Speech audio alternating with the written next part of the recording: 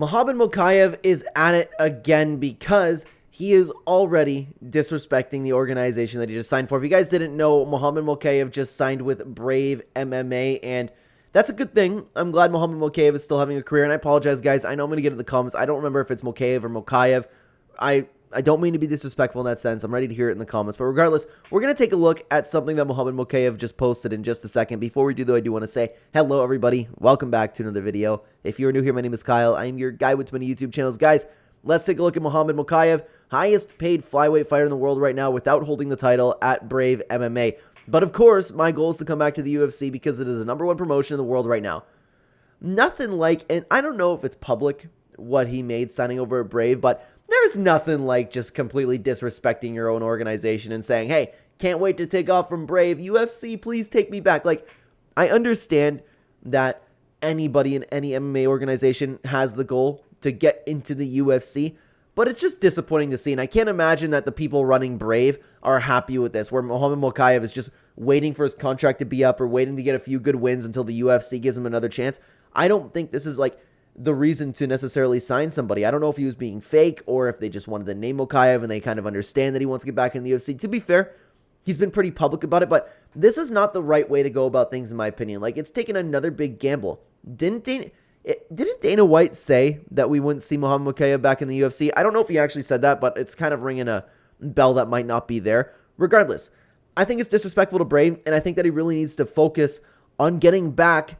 He needs to focus on doing what he does in Brave MMA, and if the UFC wants him back, then the UFC might contact him. If he needs to give that a little bit of a push once he tests free agency, that's fine, but this is something that you should keep to yourself. There were 2 replies to this that I wanted to take a look at that I actually liked under the post from Mokaev.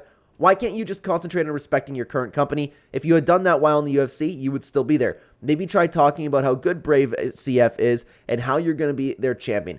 This is exactly how I feel about it. Like, if you've just done that while in the UFC, you would still be there, because we know that Mokaev had issues with the UFC. Dana White had issues with Mokaev. Like, how bad must have Mohammed been for Dana White to let go of an undefeated prospect, somebody who could have been champion, somebody who actually did okay numbers? Like, do you remember? And I know the fight was lackluster, but one of the fights on the last card, the last fight that Mokaev had, was one of the most looked forward to fights in the card. I could not wait to watch that fight. It's unfortunate it didn't deliver, but regardless, like, Mokaev is a good guy to have under the UFC, so he must have been screwing up big time behind the scenes, and I know that there was some issues with him signing deals or signing to fight, but regardless, man, like, he must have been a bad employee for them to let him go. But anyways, and I'm interested in the reply to this. I just saw this now. It's funny that, isn't it? I wonder if Brave sees this and questions their decision. Yeah, I wish that we kind of had some information whether or not Brave signed Mohammed knowing that he wanted to take off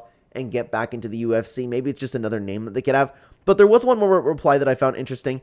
But why say this way? Keep it low. This is kind of the attitude that pisses off the organization. Just be loyal to the company that's giving you the best and promote them in whatever capacity. To brag about your pay, you are dissing the UFC.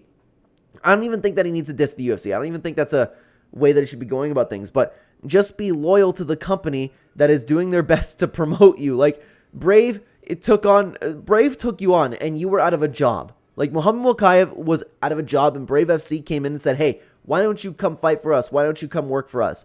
Yeah, Mohammed brings value, but at the same time, like, he should be more thankful for the company that is, and you know what? He might be in his personal life.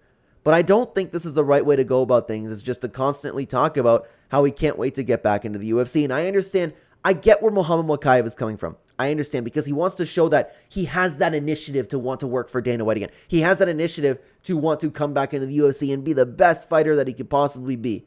But it doesn't come off this way. He's disrespecting Brave. He's already disrespected the UFC. And he's putting himself into an even worse position. And coming from a guy who really, really liked watching Mokaev fight, I hope that we see a little bit of a change in this sense. I wish nothing but the best for him, but unfortunately, the dude is continuing to make mistakes. Guys, if you want to hear a little bit more about Mokaev's departure from the UFC and kind of how the internet's feeling about it, then check out this video, because it is still relevant to this day, right here, where we dive into Mokaev and more of his Twitter antics. I'll see you later, guys. Thank you so much for being here. Take care.